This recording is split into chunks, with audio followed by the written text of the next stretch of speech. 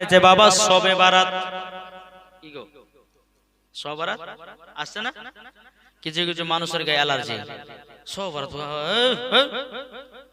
কিন্তু বাবা যে মুসলমান ভাইরাও এ সোনা মানিকেরাও আমার আল্লাহ পাক আল্লাহ তাআলা বলছো আমার বান্দা বান্দিরা সবে বারাত এমন একটা রাত রে বাবা এমন একটা রাত ওই রাত্রিতে প্রত্যেকটা মানুষের বাবাজি ভাগ্য পরিবর্তন আল্লাহ করে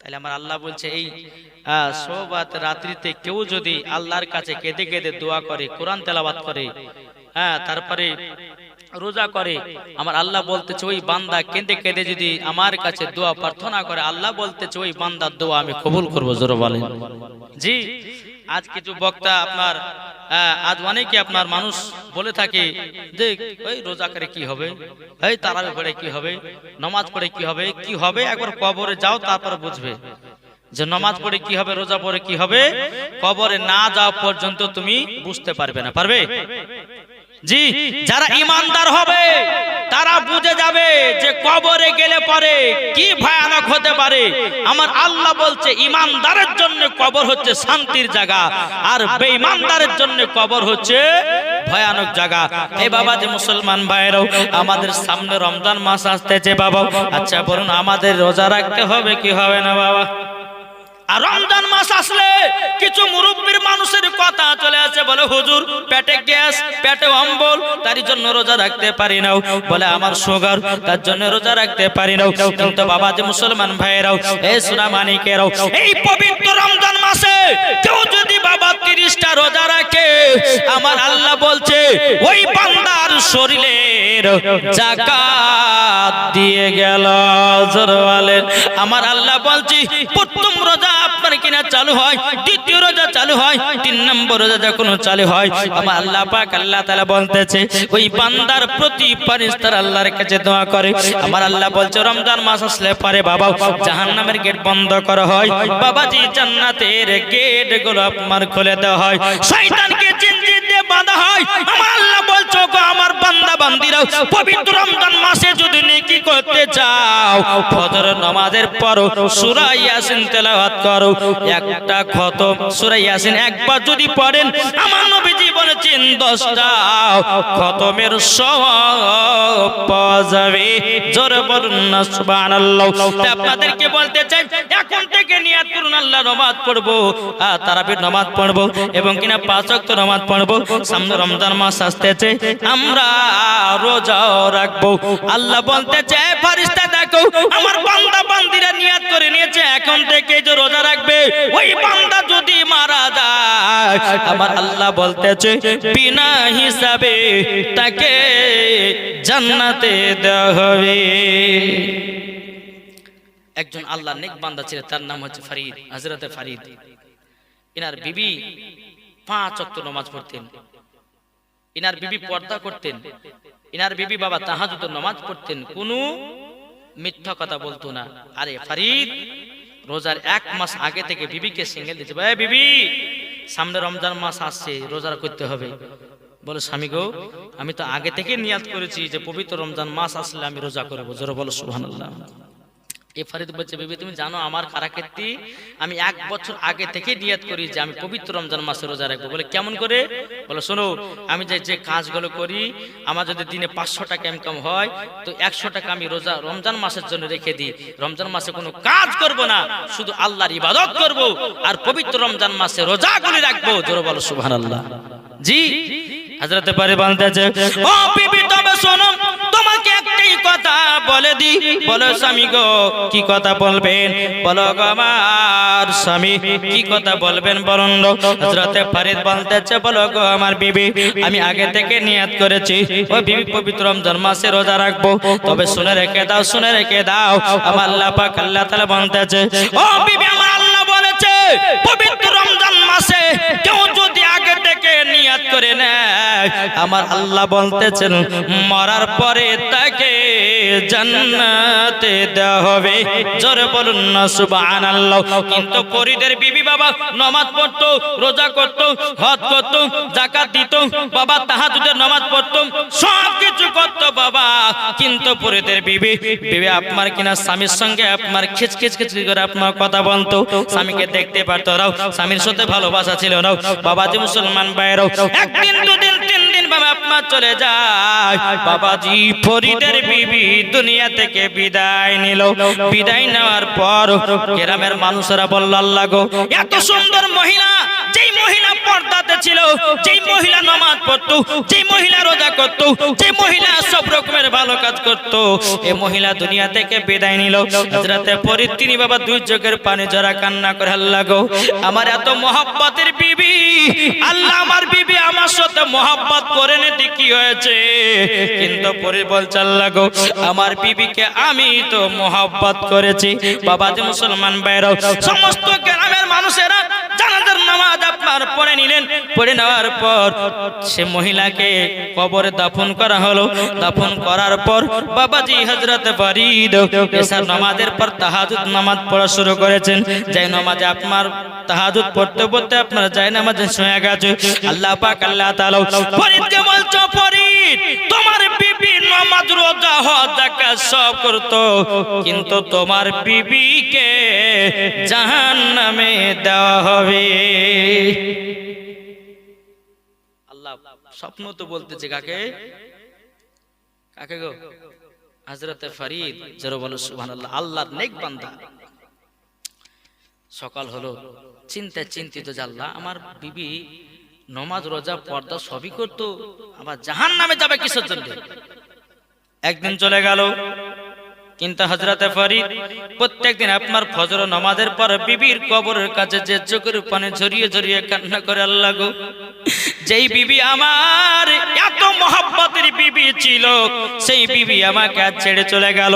বাবাজি এইরকম কি আপনার ফজর নামাজের পর কবরের কাছে আপনার কান্না করতো, কবরখান জিয়ারত করতো। বাবা একদিন চলে গেল, দ্বিতীয় রাত্রিতে আমার আল্লাহ পাক আল্লাহ তাআলা বলছো, গো ফরিদ, তোমার বিবিকে জাহান্নামে যেতে হবে। বিরাদর ইসলাম মুআদ্দাস সামানিকেরাও, হে সোনা মানিকেরাও, মানুষজনকে অনেক খাওয়াচ্ছে, অনেক বাবাজি আপনার দোয়া খার করতেছি, তবু বাবা একই স্বপ্ন দেখে যায়, স্বপ্ন দেখে যায়। বিরাদর ইসলাম মুআদ্দাস সামানিকেরাও, হে সোনা মানিকেরাও, ওগো আমার আব্বাজি মুসলমান ভাইরাও, হযরতে ফরিদ আল্লাহর কাছে কেঁদে কেঁদে দোয়া করি, আল্লাহ গো, আমার বিবি তো কোনো খারাপ কাজ করে না, তাহলে আমার বিবিকে কেন জাহান্নামে দেওয়া হবে? বাবাজি মুসলমান ভাইরাও, আবার ফরিদ আপনার তাহাজ্জুদের নামাজ পড়ে বিছানায় ঘুমিয়ে গেল। আমার আল্লাহ বলছে, ফরিদ তোমার বিবি সবই করত, কিন্তু ফরিদ গো, তোমার বিবি অন্তর থেকে তোমাকে মহব্বত করতো না, সব সময় খিচখিচ করে তোমার সঙ্গে ঝগড়া করতো, সব সময় তোমাকে দেখভাল করতে পারতো না। সেই কারণের জন্য তোমার বিবিকে জাহান্নামে দেওয়া হবে। তার নামাজও কবুল হয়নি, তার রোজাও কবুল হয়নি, তার পর্দা কবুল হয়নি, তার হজ যাকাত কিছু আপনার কবুল হয় না। হযরতে ফরিদ সকাল বেলাতে উঠে বলছে, আল্লাহ গো, আমার বিবি আমার মহব্বত না করার কারণে জাহান্নামে যাবে। আমি স্বামী হয়ে এটা চাই না, আমি স্বামী হয়ে এটা চাই না। বাবা হযরতে ফরিদ সব সময় আল্লাহর কাছে দোয়া করে, আল্লাহ গো, কি এমন কাজ করলে পরে আমার বিবি জান্নাতি হবে? যারা হবে না সুবহানাল্লাহ। হযরত ফরিদ 3 নম্বর রাত্রিতে যখন আরাম করতেছেন, আল্লাহ পাক আল্লাহ তাআলা স্বপ্নতে বলতেছে, ফরিদ তোমার বিবিকে যদি জান্নাতি বানাতে চাও, পবিত্র রমজান মাসে 60 জনকে ইফতার করাতে হবে। জোরে বলো, এটা জোরে হবে না সুবহানাল্লাহ। পবিত্র রমজান মাসে 60 জনকে ইফতার করাতে হবে। বাবাজি মুসলমান ভাইয়েরা, সোনা মানিকেরাও, আপনাদেরকে বলে যায়, পবিত্র রমজান মাসে কোন রোজাদার মানুষকে যদি 1 গ্লাস যদি পানি পান করান, আমার নবীজি বলেছে কাল কিয়ামতের ময়দানে তাকে হাউজে কাউসারের পানি পান করানো হবে। জোরে বলুন না সুবহানাল্লাহ। হযরত ফরিদ তিনি আপনার কি করেছেন, পবিত্র রমজান মাস যখন আসলো, আসার পরে বাবাজি 1 রমজান চলে গেল, 2 রমজান চলে গেল, 3 রমজানে সাত জনকে বাবা দাওয়াত করেছে। বলো গো ভাইরা, তোমরা সকলে আমার বাড়িতে ইফতার করতে আসবাও। আমি তোমাদের সকলকে দাওয়াত করলাম। বেরাদর ইসলাম মুআজ্জাজ সামানিকরাও, হযরত ফরিদ তিনি আপনার কি করেছেন, দাওয়াত করার পর সকলকে ইফতার করার আয়োজন করেছে। বাবা এখন ইফতার করাটা হয়ে গেল। এখন ফরিদ বলতেছে, গো আমার ভাইরাও, তবে শোনো গো, তোমাদেরকে ইফতার করার একটা হলো নিয়াত। আমার বিবি যে অন্ধকার কবরে চলে গেছে, আমার বিবির জন্য দোয়া করে দাও, আমার বিবি যেন জান্নাতি হয়ে যায়। জোর বলেন। এখন গ্রামের মানুষেরা বলছে, এ ফরিদ, তোমার বিবি তো ঘরে পর্দা থাকতো, তোমার বিবি তো নামাজ পড়তো, তোমার বিবি তো কোরআন পড়তো, তোমার বিবি তো ভালো কাজ করতো, তবু আমার কাছে এত দোয়া চাইছো কেন? সমস্ত রোজাদার মানুষদের কাছে দোয়া চাইছো কেন? ফরিদ বলছো, গো ভাইরা গো, আমার বিবি সব করেছে, একটার জন্য জান্নাতে যেতে পারছে না। বলে কিসের কারণে? বলে আমার স্ত্রী আমাকে সব সময়তে মোহাব্বতের কথা বলতো না, আমার সঙ্গে সব সময় ঝগড়া করতো, আমাকে দিল থেকে ভালোবাসতো না, তারই জন্য ভালোবাসা মোহাব্বত না করার কারণে, আমার সঙ্গে ঝামেলা ঝঞ্ঝট করার কারণে, দুঃখ দেওয়ার কারণে আমার বিবি জান্নাতে যেতে পারছে না। তারই জন্য তোমাদেরকে ইফতার করিয়া আমার বিবিকে জান্নাতি বানাতে যায়। জোর বলেন না সুবহানাল্লাহ। এ বাবাজি মুসলমান, এ সুরামানিকেরা, আপনাদেরকে বলতে চাই রে বাবা, সমস্ত রোজাদার মানুষ যখন আল্লাহর দরবারে দোয়া করলে, আল্লাহ গো ফরিদের বিবিকে জান্নাতি বানিয়ে দাও, ফরিদের বিবিকে জান্নাতি বানিয়ে দাও। বেরাদর ইসলাম মুআজ্জাজ সামানিকেরাও যেরকম ভাবে দোয়া করলেন, হযরত ফরিদ তারাবির নামাজ পড়ার পর বাবাজি তাহাজ্জুদের নামাজে আপনার মাশগুল হয়ে গেলেন। তাহাজ্জুদ নামাজ পড়তে পড়তে আপনার যায় নামাজে ঘুমায়া গেল। আল্লাহ বলছো, গো ফরিদ, ফরিদ, তোমার বিবিকে জান্নাতি বানায়া নিয়েছে। এটা জোর হবে না সুবহানাল্লাহ? জান্নাতি বানায় নিয়েছে, জান্নাতি বানায় নিয়েছে। বাবাজি মুসলমান ভাইরাও, এ সুনামানিকেরাও, যখন বাবাজি কথা বলেন, হযরত ফরিদ আল্লাহর কাছে আপনার শুকরিয়া আদায় করলে, বলে আল্লাহ আমার বিবি জান্নাতি, আমার দিলটা খুশ হয়ে গেল। আমি তাই মায়েদেরকে বলতে চাই, গো মা, নামাজ পড়ো, রোজা করো, হজ যাকাত সবই করো, আগে স্বামীর মোহাব্বতের দরকার আছে না নাই?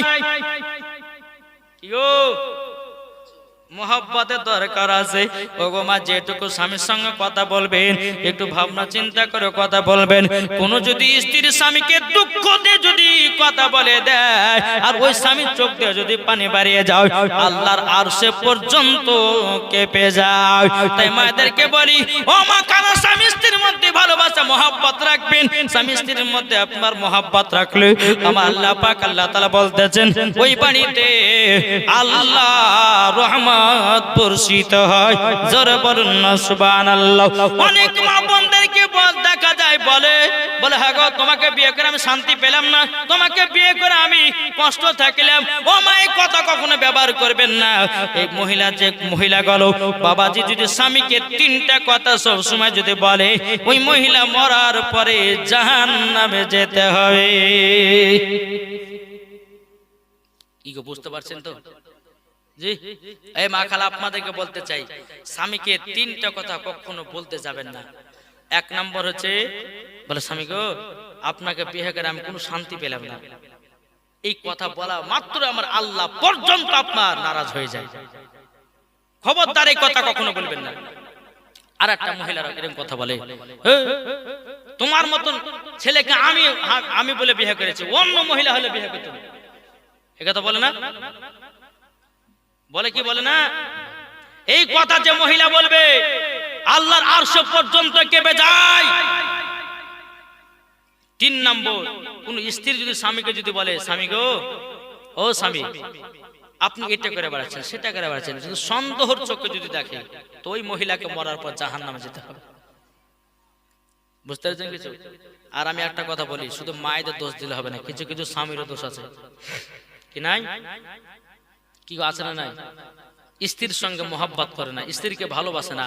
আরে ভাই, স্বামী স্ত্রীর মধ্যে ভালোবাসা মোহাব্বত হবে, আল্লাহ বলতেছেন ওই বাইতে রহমত নাজিল হবে। জোরে বলেন। আপনার স্বামী যদি মাসে 5,000 টাকা যদি ইনকাম করে আর ওই বাড়িতে স্বামী স্ত্রীর যদি মহব্বত হয় তা আল্লাহ অতি বরকত দিবে। কি দিবে না? জি। এখন বেরাদ ইসলাম, আমি প্রত্যেকটা জায়গাতে যাই আর প্রত্যেক জায়গাতে গিয়ে দেখি আলেমদের ইমামদের বেতন কম। কোন জায়গা 5,000, কোন জায়গা 6,000। আমি যখন এই নসিবুর ফুরকানিয়া মাদ্রাসা যখন পড়তাম, একটা মসজিদে থাকতাম আর সকালবেলা ক্লাস করতে যেতাম, তো তখন বেতন ছিল মাসে 1500 টাকা। আর তালিবে ইলমের জামানে 1500 মানে বিশাল ব্যাপার, বুঝলেন? তো এইরকম ভাবে 1 বছর থাকলাম 1500 টাকার বেতনে। একদম সভাপতি সাহেবকে বলছি, কেসা সাহেবকে, যে কে সাহেব আর 200-500 টাকা বাড়িয়ে দিলে হয় না? বই খাতা গেলা কিনা হবে। এই আপনাদের টাকা তো বরকত আছে, অতি হবে, বুঝলেন? আমি আর কিছু বললাম না। ঠিক আছে, সবার দিন একদিন আসবে। কিছুদিন পর ওই সভাপতি সাহেব এসে, যে ইমাম সাহেব জুম্মার দিন এসে 500 টাকা নেন আর জুম্মার নামাজের পর একটু ফাতিহা করবেন। কেন, কিসের লেগে? বলছে আমার বিটি পরীক্ষা দিতে যাবে, পরীক্ষা যেন পাস করে আর আমার বিটি যেন চাকরি পায় আর বিটির চাকরির বেতন যেন মাসে 40,000 হয়। হয়েছে? তা আমি বলছি যে আজ তোকে নিয়েছি, হ্যাঁ, রুজির মালিক কে? এটা জোরে বলেন না। আল্লাহ। দুনিয়ার মানুষ নাকি? মানুষ নয়। আল্লাহ বলতেছেন, বান্দারে একটু পরে আপনাদেরকে বলছি যে রুজির মালিক কিভাবে আমাদের কাছে রুজি আছে।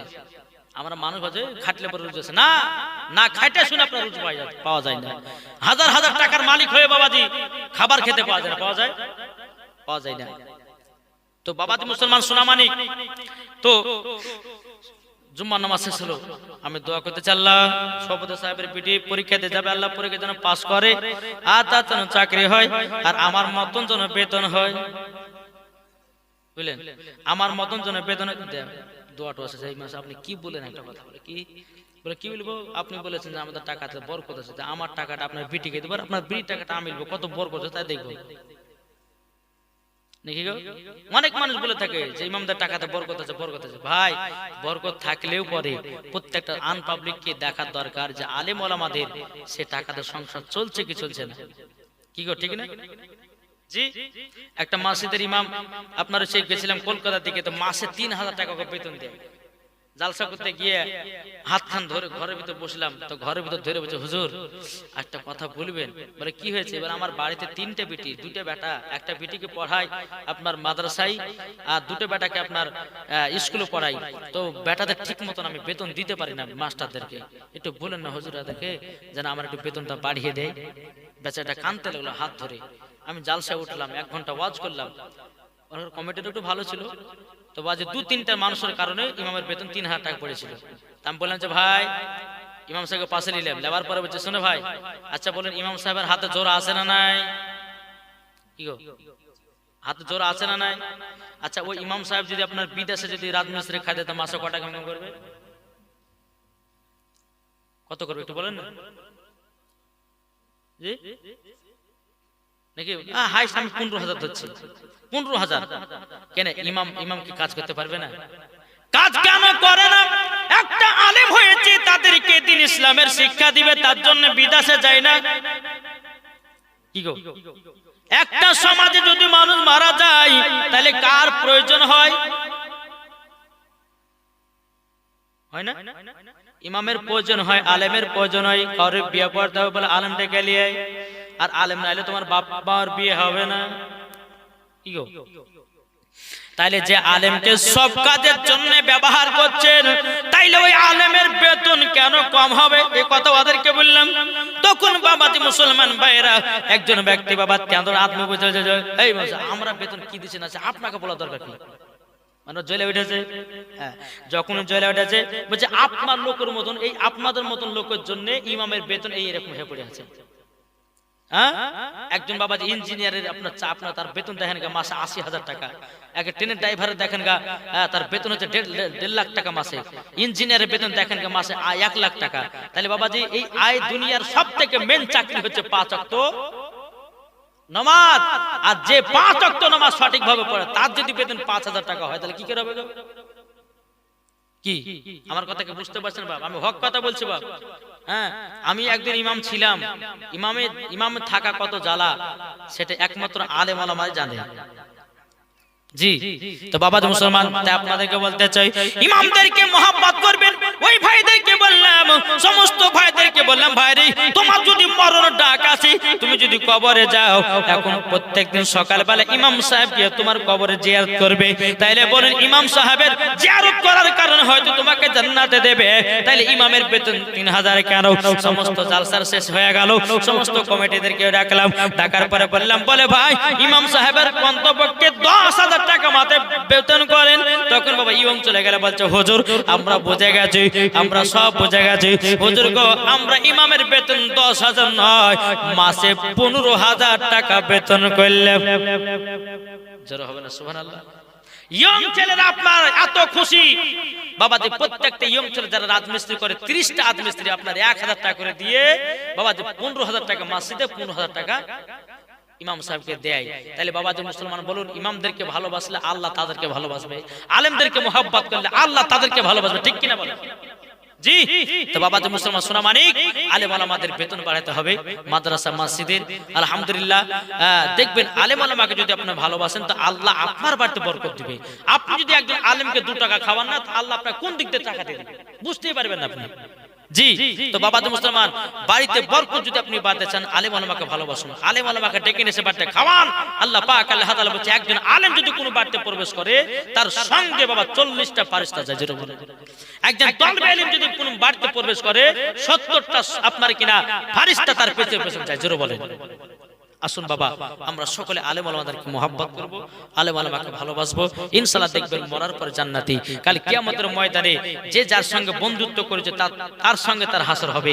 একজন আলেমের সঙ্গে যদি কেউ বন্ধুত্ব করে তো আলেমের সাথে হাসর হবে। একজন মদখোর সঙ্গে যদি আপনার বন্ধুত্ব করে তো আর মদখোর সঙ্গে হাসর হবে। একজন চুগলখোরের সঙ্গে যদি আপনার বন্ধুত্ব রাখে, ওই চুগলখোরের সঙ্গে তার হাসর হবে, ঠিক কিনা বলেন? তাহলে আপনারা বলুন, আলেম ওলামার সঙ্গে থাকুন, কিছু মাসলা মাসাইল শিখুন। এখন অনেকে বাবা যে পাবলিক ছেলে বাবা যে গোসলের ফরজ পর্যন্ত জানে না গো। কি জানে? 12-13 বছর হয়েছে কিনা আব্বা বাবা বিয়ে করবো, অমনি ওই সময় তো বলতে গোসল ফরজ বলে। যতক্ষণ গোসল ফরজ না হবে ততক্ষণ তোর বিয়ে দিব না। আচ্ছা ও শিখবে না? শিখবে না গো? কি গো, শিখবে কি শিখবে না? ইনশাআল্লাহ শিখবে। এখানে কালিয়া চকে বাবা জালসা করে যে একজন ছেলে বলছে, ভাই ফজর গোসল জানো? তো কেউ কিছু বলছে না। একটা ছেলে হুজুর জানি, তো বলো তাহলে। হুজুর জানে? আরে বলো জানো তো। বলছে হুজুর গোসলের ফরজ হলো 3টে। আমার মনে হচ্ছে বলে তো দিলে রে। এখন ওকে বলছে তাহলে গোসলের ফরজ 3টেতে কি কি বলো? হুজুর জানে, বলছে বলো না কি কি। বলছে হুজুর তেল সাবান গামছা।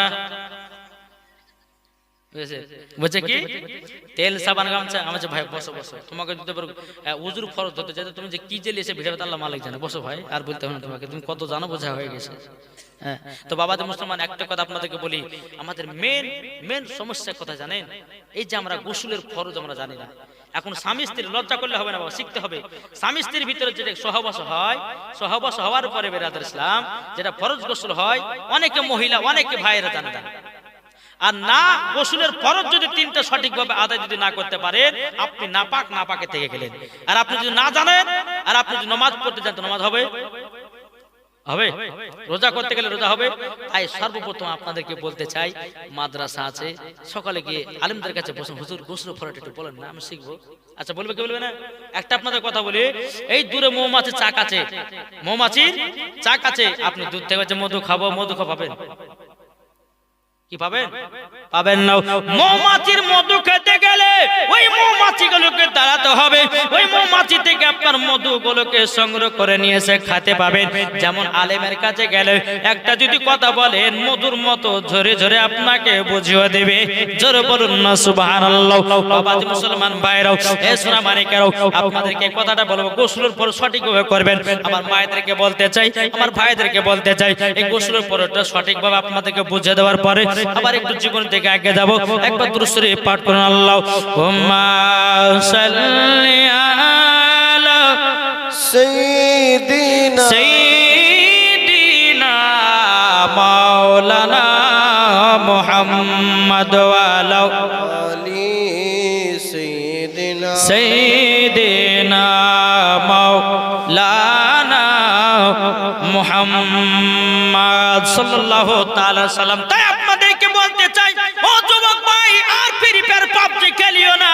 আর গুনার কাজ করিও না। ইসলামের ভিতরে কিছু শিক্ষা অর্জন আছে, তোমরা সে শিক্ষাগুলো অর্জন করো। আজ অনেক যুবকের আপনার ফ্রি ফায়ার পাবজিতে পাগলা, সবাই মোবাইলে পাগলা। এখনকার আমার মা বোনেরাও বাবা মোবাইল নিয়ে পাগলা, ঠিক কিনা বলেন? সবাই মোবাইল নিয়ে ব্যস্ত রে বাবা, আটকারা বাটকারা 1 কেজি 2 কেজি সবাই মোবাইল নিয়ে ব্যস্ত বাবা যে মুসলমান। এই কারণের জন্য দুনিয়াটা ধ্বংস হচ্ছে রে বাবা। এ সোনা মানিকেরা ও ভাই, তা আপনাদেরকে বলতে চাই গোসলের ফরজ ঠিকভাবে 3টা জেনে নাও। আর যদি সঠিকভাবে গোসলের ফরজ না করো, তোমাকে নাপাক হয়ে দুনিয়া থেকে বিদায় নিতে হবে। আর আমার আল্লাহ বলছে, কোন ব্যক্তি যদি নাপাকের অবস্থায় মাটির উপরে বেড়ায়, মাটি বাবা হাও হাও করে কান্না করে। আল্লাহ বলছে, ওকে মাটি তুই কান্না করছিস কেন? মাটি তখন বলে, আল্লাহ গো, আমার প্রতি বান্দাটা নাপাক গায়ে শুধু দোড়া বাড়াতেছি। মাটি বলে, আল্লাহ আমি সহ্য করতে পারছি না। আমার আল্লাহ তখন বলে, মাটি রে তোর কাছে তো একদিন যাবে, ডান দিকের হার বাম দিকে করবি, বাম দিকের হার ডান দিকে করবি, আটার মতো তাকে পিছায়া দিবি। সেই দিন বুঝবে নাপাক অবস্থা থাকা কত বেদনা। কি গো, ঠিক না?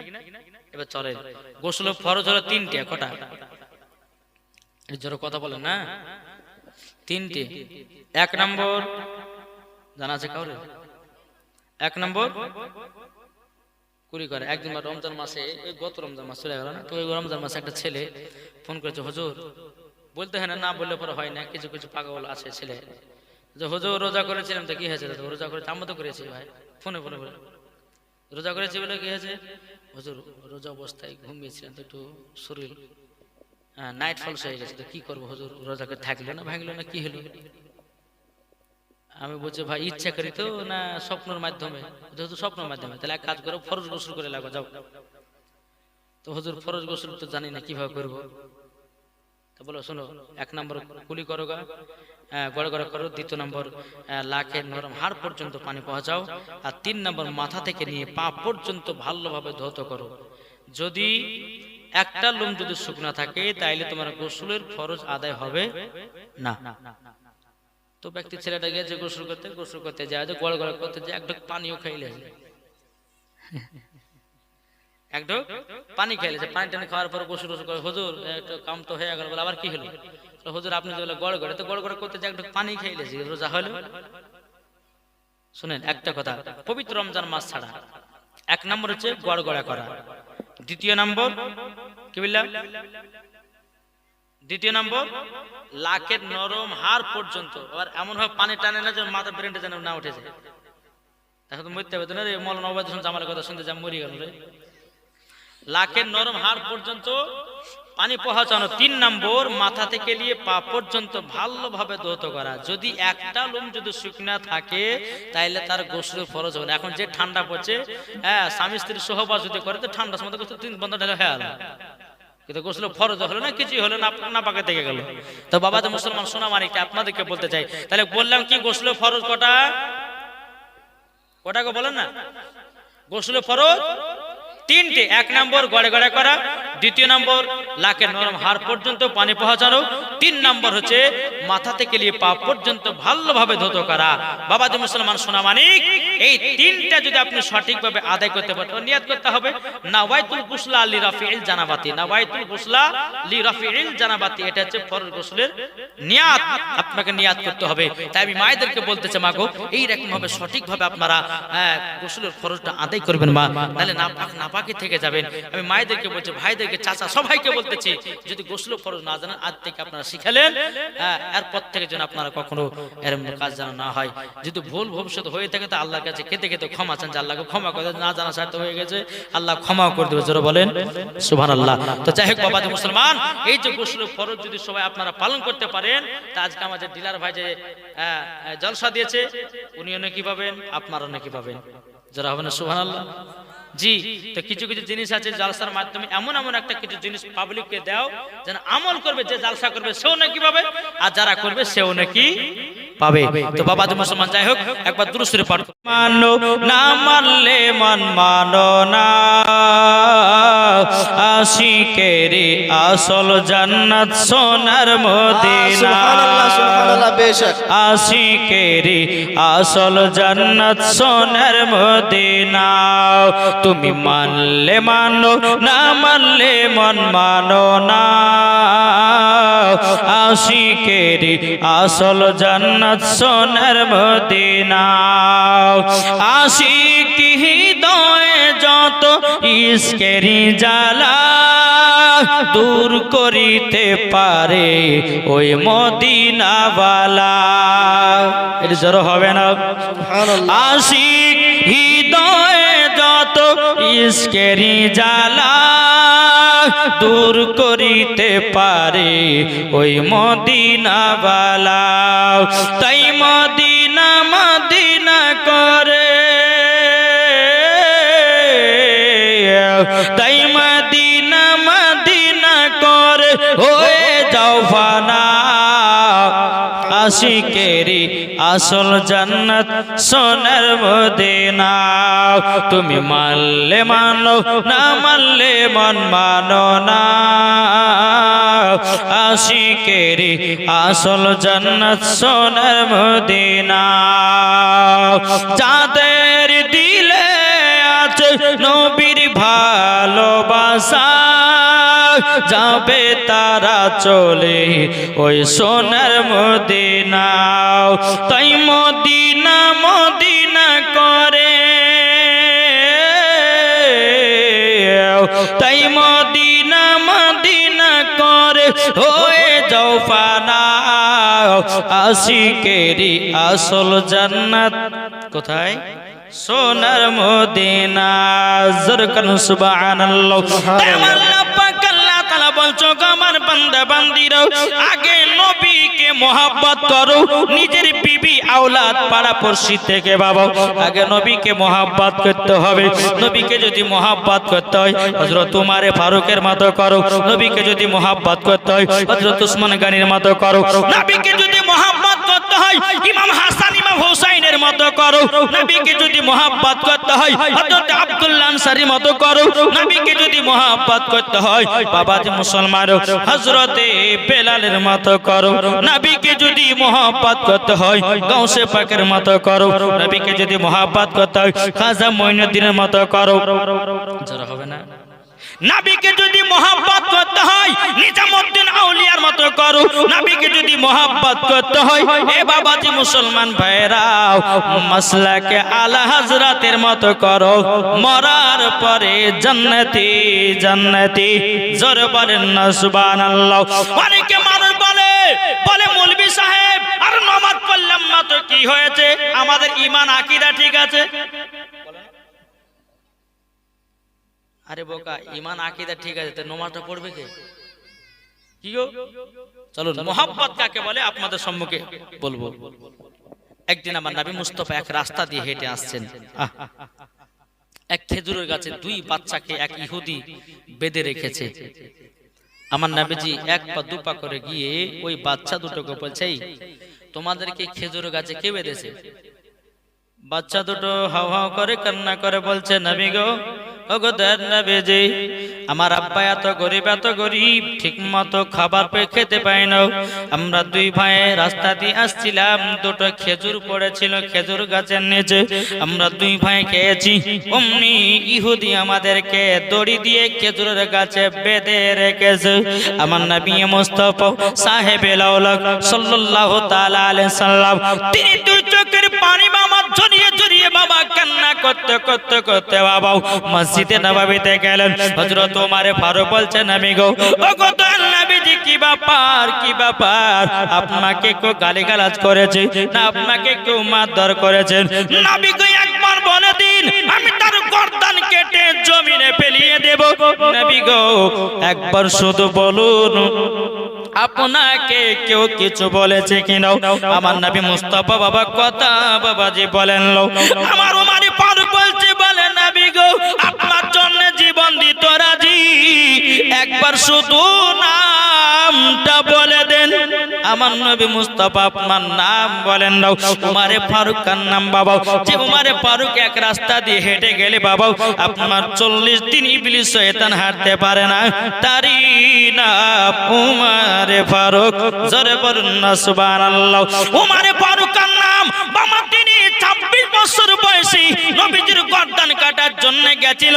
আমার নবী মুস্তাফার চেহারা মোবারকের দিকে যখন তাকিয়েছে, আমার নবী বলছে আল্লাহ গো, উমার আসতেছি, উমারকে আমার বন্ধু বানাতে চাই। যখন উমারে ফারুক রাদিয়াল্লাহু তাআলা যখন আমার নবী মুস্তাফার গর্দান কাটার জন্য যখন হাজির হলেন, আমার নবী মুস্তাফার চেহারা মোবারক দেখার পর হাত থেকে তলোয়ার পড়ে গেল। উমারে ফারুক একই বাক্যে পড়ে লা ইলাহা ইল্লাল্লাহ মুহাম্মাদুর রাসূলুল্লাহ, তারই নাম বাবা উমারে ফারুক। উমারে ফারুক কার নাম? যিনি মদিনার রাষ্ট্রপতি ছিলেন বাবা, তিনি কোরআন হাদিস খুলে খুলে বিচার করতেন, ইনার নাম হলো উমারে ফারুক। জোরে বলেন। আর আমাদের সমাজে বিচার হয় বাবা মুখ চিনে চিনে। কি গো, আমি হক কথা বলবো বাপ। আল্লাহ পাক আল্লাহ তাআলা বলছেন ওয়া কুল জাআল হাক্কু ওয়া জাহাকাল বাতিলু ইন্নাল বাতিলা কানা জাহুকা। আল্লাহ বলতেছেন সত্য এসেছে, মিথ্যা ধ্বংস হয়ে গেছে। তাই বাবাজি মুসলমান সোনামানিক আপনাদেরকে বলতে চাই বাবা, এই যে নবীজির মোহাব্বত, নবীজির ভালোবাসা সমস্ত সাহাবীরা করেছেন, তারাও জান্নাতি হয়েছেন। জোরে বলেন। আমরা যদি নবীকে মোহাব্বত করতে পারি তো জান্নাতি না? জান্নাতি না? জি। আজ আমাদের বাবা যে নামাজ পড়ছি, বিচারে বসছি বাবা, যে বিচার রায় দিচ্ছে কি, একজন বড় লোকের ছেলে বাবা অন্যায় করেছে, গরিবের ছেলে অন্যায় করেছে, বিচার ঘুরছে বাবা গরিবের দিকে, বড় দিকে, মানে বড় লোক যারা টাকা পয়সা বলা, হ্যাঁ, তাদের দিকে বিচার ঘুরে না বাবা। আল্লাহর কোরআন তো সেটা বলে না, বড় লোক গরিব ছোট বলে তো আপনার কোনো খত নাই, বিচার বিচার একই হবে, বড় লোক বলে কোনো খত নাই। কিন্তু উমারে ফারুক তিনি বিচার করতেন কেমন বাবা, যে মদিনার রাষ্ট্রপতি ছিলেন, যখন কোনো মানুষ অন্যায় করত উমারে ফারুক হাদিস কোরআন খুলে খুলে সঠিক বিচার দিতেন, তার নাম হচ্ছে উমারে ফারুক। জোর হবে না সুবহানাল্লাহ। দেখেন দুজন মহিলা বাবা যে উমারে ফারুকের কাছে এসেছেন, এই এদিকে মন দেন। জি, উমারে ফারুকের কাছে দুজন মহিলা এসেছে। একজন মহিলার কাছে পুত্র সন্তান আছে, আর একজন মহিলার কাছে বাবা যে কন্যা সন্তান আছে। দুজন মহিলা বলছে পুত্রটা আমার, মানে কন্যা সন্তানটা কোন মহিলা নিতে চাই না। এখন দুজন মহিলা বলছে বিচারক চলো বিচার করব। বলে কোথায়? তিনি হলেন মদিনার রাষ্ট্রপতি, তিনার নাম হচ্ছে উমারে ফারুক। জোরে কোন সুবহানাল্লাহ। দুজন মহিলা উমারে ফারুকের কাছে এসে বলছে হুজুর আমরা বিচার নিতে এসেছি। বলে কি বিচার? বলে হুজুর গো, এই মহিলাটা বলতেছে এই পুত্র সন্তানটা আমার, আমিও বলতেছি আমার, কিন্তু হুজুর গো কন্যা সন্তানটা কেউ নিতে চায় না, কন্যাটা কেউ বুঝতে চায় না। কিন্তু উমারে ফারুক বলছো গো বোনেরা তোমরা এক কাজ করো, তোমরা এক কাজ করো, দুজন মহিলা দুই ঘরের ভিতরে চলে যাও, যাওয়ার পরে তোমাদের স্থান থেকে তোমরা এক নয় দু নয় 10 ফোঁটা করে দুধ বের করো। কফটা দুজন মহিলাকে দুই ঘরে ঢুকে দিলে, একটা করে হাতে বাটি দিলেন, বলে তুমি এই ঘরে যাও, আর এই মহিলাকে তুমি এই ঘরে যাও, দুজনের স্থান থেকে 10 ফোঁটা করে দুধ বের করো, আমার কাছে নিয়ে এসো। বাবা জি মুসলমান, দুজন মহিলা ঘরের ভিতরে গেলেন, স্থান থেকে 10 ফোঁটা করে আপনার দুধ বের করলেন। এখন উমারে ফারুক কাছে জমা করলেন, বলে হুজুর সহি বিচার চাই। ওগো উমারে ফারুক, আপনি কি কোরআন হাদিস খুলে বিচার করেন? আজকে আমরা দেখতে চাই আপনি কেমন বিচার করেন। এখন বাবা যে উমারে ফারুক বিচারটা সঠিক করার জন্য আবার কোরআন খুললেন। কোরআন খোলার পরে বাবাজি এখন আপনার ওজনটা মাপবে। এখন ওজন মাপতে গেলে তো আবার দাড়ি পাল্লার দরকার। বাবা সে সময়তে দাড়ি পাল্লা ছিল না, উমারে ফারুক কোরআন সাত করলেন। কোরআন সাত করার পর দাড়ি পাল্লা তৈরি করলেন। দাড়ি পাল্লা যখন তৈরি করা হলো, দুজন মহিলার স্তনে দুধ গোলাপ মাঝি দুই পাল্লাতে আপনার রাখা হলো, একটা হলো ভারী, একটা হলো পাতলাও। আপনার উমারে ফারুক বলছে গো মহিলা, যার ডান দিকে ছিল এই মহিলা বলতেছে, বলে হুজুর ওটা আমার, বলে এই দুধটা হলো পাতলাও, তোমার কাছে রাখো। বাম দিকে যেটা ছিল বলে দুধটা হলো গাঢ়, তোমার দিকে রাখো। এখন উমারে ফারুক বলতেছে মহিলা আমি সঠিক বিচার দিতেছি, দেখো যার দুধ হবে পাতলা তার হবে কন্যা আপনার কিনা কন্যা সন্তান, যার যুদ্ধ হবে গাঢ় সে পাবে পুত্র সন্তান। জোর কন্যা সুবহানাল্লাহ। বাবাজি যার বাবা কন্যা সন্তান ছিল সে বলতে যে হুজুর এটা আমার পুত্র সন্তান নয়, যার কাছে কন্যা ছিল ওটা হচ্ছে পুত্র, আর কন্যাটা হলো বাম দিকের মেয়েটার। কিন্তু বলে হুজুর গো আমার পুত্রর প্রতি বেশি লোভ, কন্যার প্রতি লোভ নাই। হুজুর গো আপনার কাছে আসার পরে বুঝে গেছি যে উমারে ফারুক কোরআন হাদিস কুলে কুলে সঠিক বিচার করে, এরই নাম হলো বাবা উমারে ফারুক। সুবহানাল্লাহ। সেই উমারে ফারুক নবীকে বলছে নবী গো আপনাকে কে কি বলেছে বলুন, আমি তার গর্দান কেটে জমিনে পেনিয়ে দেব। আমার নবী মুস্তাফা বাবা কথা বলতে জানাও, আমার নবী মুস্তাফা দুই চোখের বাবা পানি মুবারক করে জড়িয়ে জড়িয়ে কান্না করতেছে। বাবা হযরত আবু বকর সিদ্দিক বলছে নবী গো ও গো দয়াল নবীজি কে আপনাকে কি বলেছে আমাদেরকে একটুখানি বলুন। নবী আমার কথা বলছেন না। হযরত আবু তালহা বলছে নবী গো আপনার কি হয়েছে বলুন না। আমার নবী মুস্তাফা কোন সাহাবীর সঙ্গে কথা বলে না বাবা। হযরত জুবাইর বলছে বলে নবী গো আপনার কি হয়েছে বলুন না, আপনি এত কান্না করছেন কেন। আমার নবী মুস্তাফা কোন সাহাবীর সঙ্গে কথা বলে না। আমার নবী বলছে গো সাহাবীরা তবে শুনো গো, আমার চোখের পানি যদি বন্ধ কেউ যদি করতে পারে আমার জামাই উসমান গনি ছাড়া কেউ পারবে না। এটা জোর হবে না সুবহানাল্লাহ। উসমান গনিকে খবর দাও।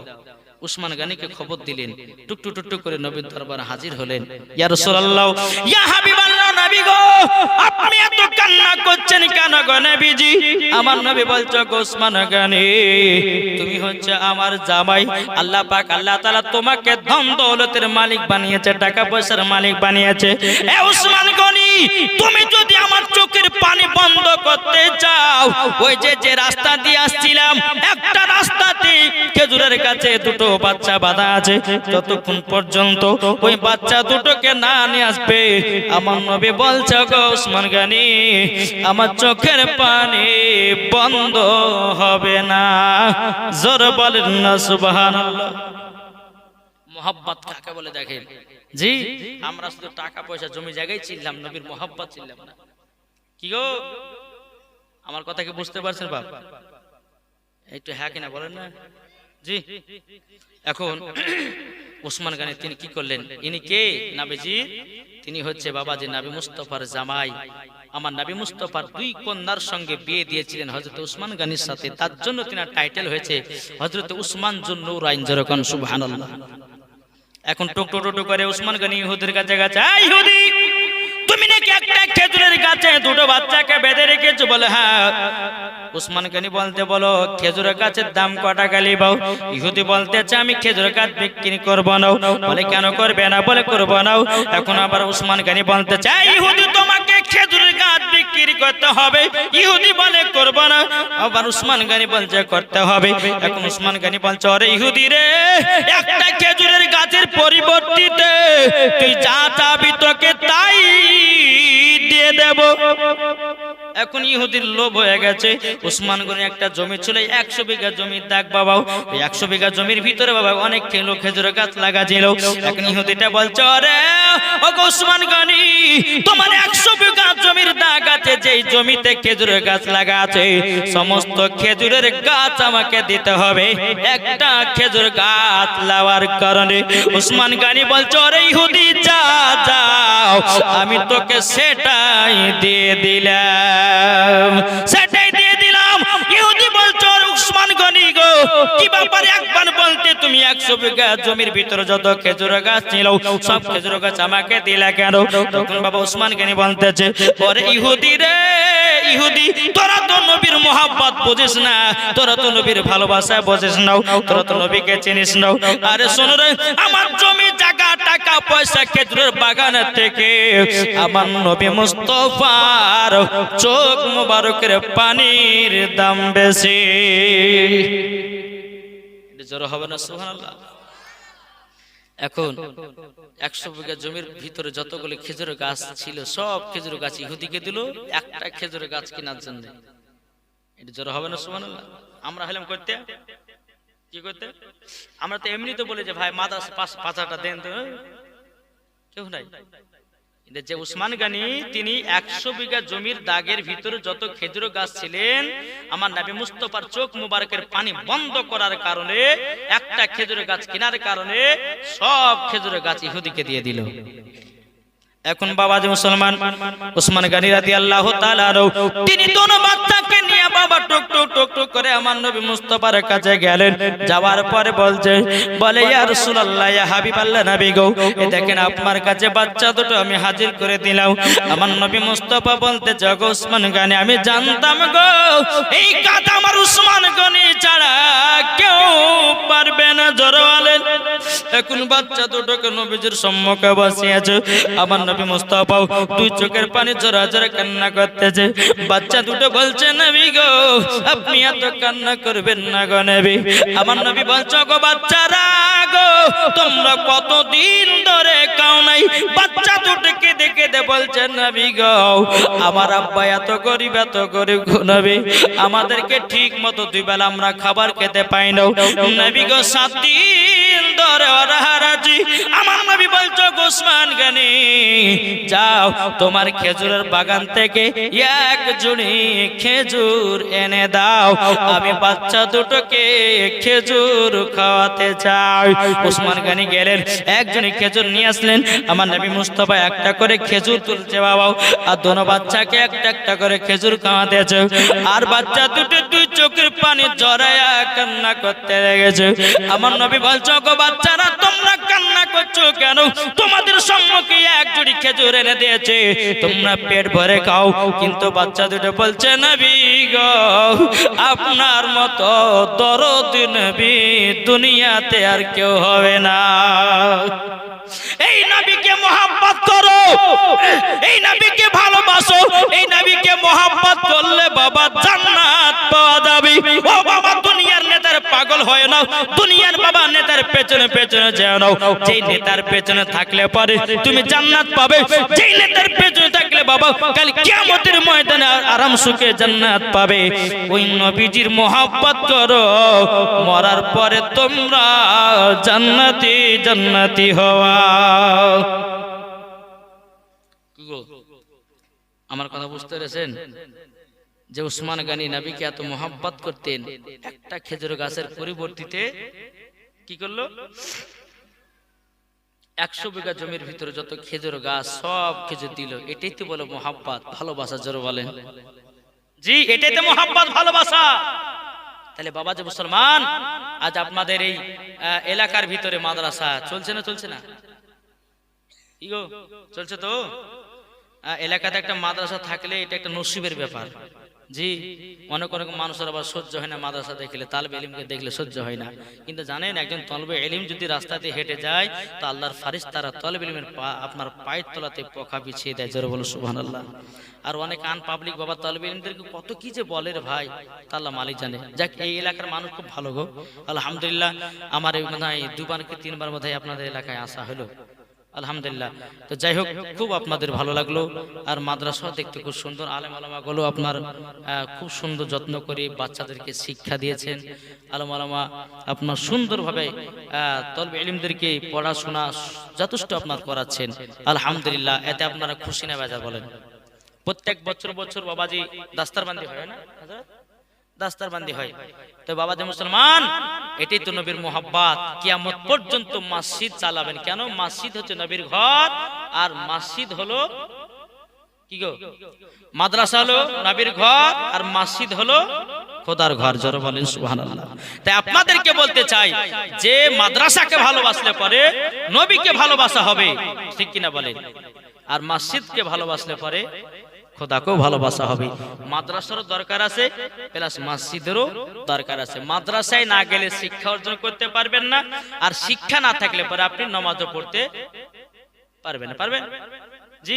একজন ব্যক্তি বাবা যে নামাজ পড়তে গেছে, বুঝলেন, জুম্মা নামাজ, মানে আপনার এলাকায় নতুন নতুন জামাই, এখন নতুন কাপড় মানে লুঙ্গি দিয়েছে, বুঝলেন, এখন নামাজ পড়তে যাবে। আর ওই এলাকা বাবাজি এলান করা আছে যে জুম্মার নামাজ কেউ যদি কাজা করে বা বাদ দেয় তো তাকে 5000 টাকা জরিমানা, বুঝলেন? এবার নতুন জামাই শ্বশুর বাড়ি এসেছে বেড়াতে, তো শ্বশুর বলছে জামাই এখানে আমাদের জুম্মা নামাজ পড়তে হবে, এখানে বসে থাকলে আপনি যাও নামাজটা পড়েছেন, নাহলে 5,000 টাকা জরিমানা দিতে হবে। এখন জামাই তো কোনদিন নামাজ পড়েনি, বুঝলেন, আপনার খড়খড়ে লুঙ্গি পড়ে চলে এসেছে মসজিদে। এখন বাবা কিছু তো জানে না নিয়ম কানুন, কোনো আলেমের কাছে বসে না, কোনো শিক্ষা অর্জন করে, কিছু করে না, গিয়ে মসজিদে বাবাজি আপনার ঢুকেছে। ঢোকার পর বেরাদার ইসলাম এখন পেচকার কাতারে দাঁড়িয়েছে, বুঝলেন। এই পেচকার কাতারে যখন দাঁড়ানো, তো একজন ব্যক্তি আপনার নামাজ পড়তে পড়তে যাই, তুমি চিল্লাচ্ছ কিসের লেগে, তোমার নামাজ হবে? তো বলছে এই তুমি তো কথা বলে তোমার নামাজ হবে? এরকম হয় না, হয় না? জি, আমরা নামাজ পড়ছি কেমন বাপ, ইমামের পেছনে নামাজ পড়তে যায়, যাওয়ার পরে বাবা যে একটু মশা যদি লাগে তো ফাটাম করে মেরে দিলেন। হ্যাঁ, আর বেরাদ ইসলাম সাহাবীদের নামাজ কেমন, হযরত আলী নামাজ পড়ছেন, খাইবারের যুদ্ধ চলতেছে, নামাজের টাইম হচ্ছে, খাইবারের যুদ্ধ চলতেছে, এদিকে আলী রাদিয়াল্লাহু তাআলা আনহুর আপনার জাঙ্গে আপনার তীর শোন ঢুকে গেছে, তবু হযরত আলী রাদিয়াল্লাহু তাআলা আনহু নামাজে ধ্যান পড়ে আছে, খোদার সঙ্গে ধ্যান পড়ে আছে। এদিকে বেরাদার আলী রাদিয়াল্লাহু তাআলা আনহুর আপনার পা থেকে যখন আপনার তীর শোনটা টেনেছে, তবু হযরত আলী বুঝতে পারে নাই যে আমার পা থেকে তীর শোন বের করলো। আজ আমরা মুসলমান নামাজ পড়তেছি বাবা, সব রকমের চিন্তা নামাজের ভিতরে নাকি গো। হ্যাঁ, 5টা কুটুম বসেছে, তো মনে মনে ভাবছে আরে হ্যাঁ 4,000টা ভরা মানে 4টা কুটুম এসেছে, এই নামাজের ভিতরে গণনা চলছে, তাহলে আমাদের নামাজ হবে কি করে ভাব। হ্যাঁ, আমরা নামাজ পড়ছি, মাঠে গেছি বেড়াতে, কার ভেস শাখা আপনার বুটের শাক দেখেছি, 2 মুঠ ছেলে এসে বাড়িতে রান্না করে খাচ্ছে। আল্লাহ বলছে শোনো, অন্য জমির ভিউয়ে যদি কেউ যদি শাক মাক চুরি করে লেসা খাও, তোমার 40 দিনে ইবাদত বন্ধ হয়ে যাবে। আমরা মুসলমান কোনটা মানছি গো? রাস্তাতে চলছি, আম দেখেছি, আমকে পাড়ে ভরে এলাম ব্যাগের ভিতরে, আছে না নাই? বাবা তো মুসলমান, যাই হোক একবার দুরূদ শরীফ পাঠ করুন। আল্লাহুম্মা